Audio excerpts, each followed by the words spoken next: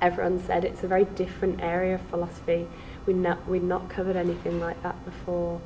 It was more open-ended, there was less answers and rigorous, like strict, theories which haven't been readdressed for, years and years. And I think people willing to take that plunge into a kind of very new area of philosophy, for us anyway, as undergraduate students,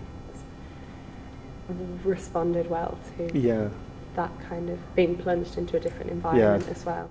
Not being a student, you appreciate it so much more. You appreciate this learning thing is so enriching, and it's really gives you sort of traction. I don't know whether it was people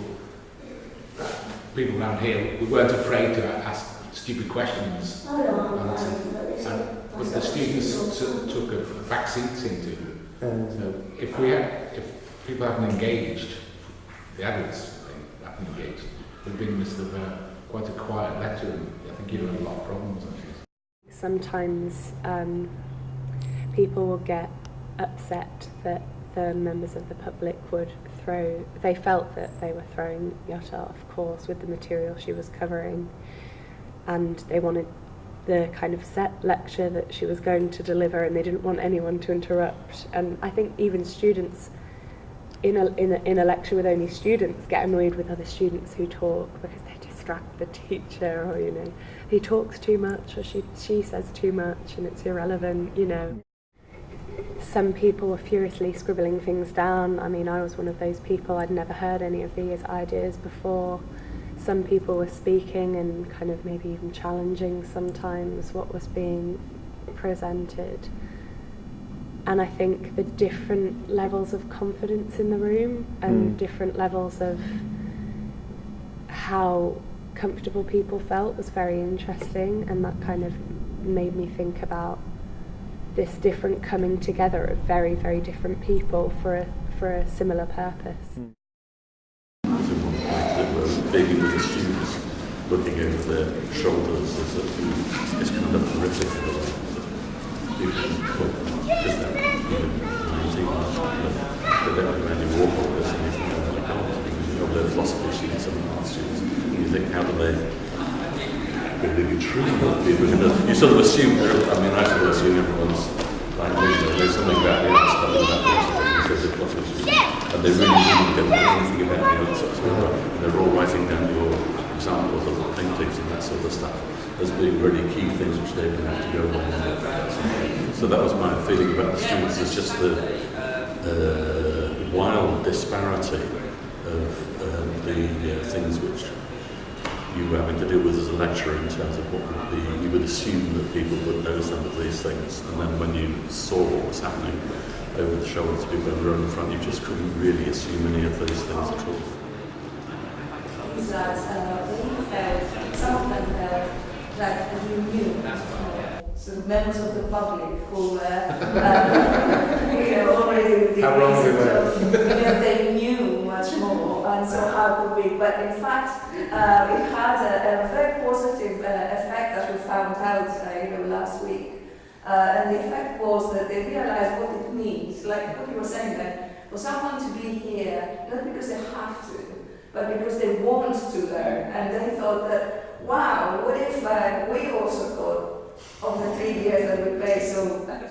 Although you mightn't have said, you need to trust me and I'll be worthy of your trust at the beginning, you said a number of similar things. This is something new that we're trying, and I want you to go with me on this one, things like that. But I found that exciting, to be a part of, something new. I mean, it was a bit, there were times when I was a little bit like, I didn't quite grasp that concept, or, and I think maybe when you feel a bit, like perhaps you didn't understand something, and you're not on campus, and you're not where you are out of your comfort zone in that way. But I thought it was, I think you incorporated us into feeling like we were doing something new. All of us felt that way, and we were aware that it was a new kind of project. Anxiety can work both ways. Yeah.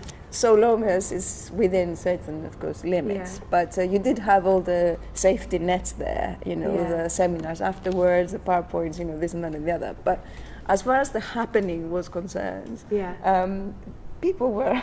It was frightening. It was a bit frightening, and it was for me as well. I found it very complicated. So it's always, I've always thought it's a little bit, oh, there's quite a lot to take in, and yes, it is kind of everything just all broken up into pieces and then put together again in a different way.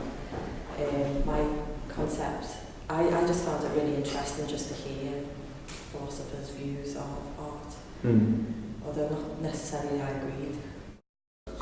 So intellectualism is sometimes a dirty word in this country. And it's actually, it's not, it's good. It's good for things to be hard to understand. I found it interesting what it did to my brain. It just started moving, like he said, it's pushing it above, beyond what it does normally. Yeah. Well, we had the texts, and I was, your point about reading things at owners. My experience of reading these things is you get onto paragraph 4 and you say, this is just completely barking mad. I must be misreading it, and you read it again and you say, no, it still feels like it's crazy. And you just need to have a conversation with somebody. Either there are 20 other people who say, yeah, a lot of people have said that, or they say, no, you're reading the sentence the wrong way around, it means the opposite. We became a group, I should tell, because even we didn't know their name. It's when we see them, we start to say hello, how are you? Even this is something, isn't it? We came to sort of like recognise people, the volunteers at the Blue Coat, people who you'd seen at the lectures, you know, you'd recognise people.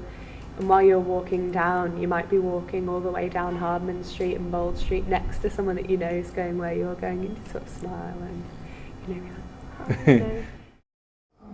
I think in some ways it was a stroke of luck there. I think it hardly worked because of the mixture of students and the public.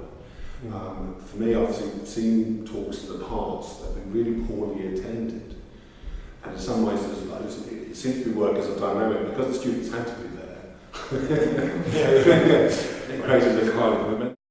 Yeah, it was a strange group of people, but it was really nice to sort of see different faces and familiarise yourself with different people. Some parts of philosophy, but also, you know, of other academic subjects. Are more appropriate to be linked with what you would say the real world, or the everyday world, rather. The really interesting thing about philosophy is that it's a practice.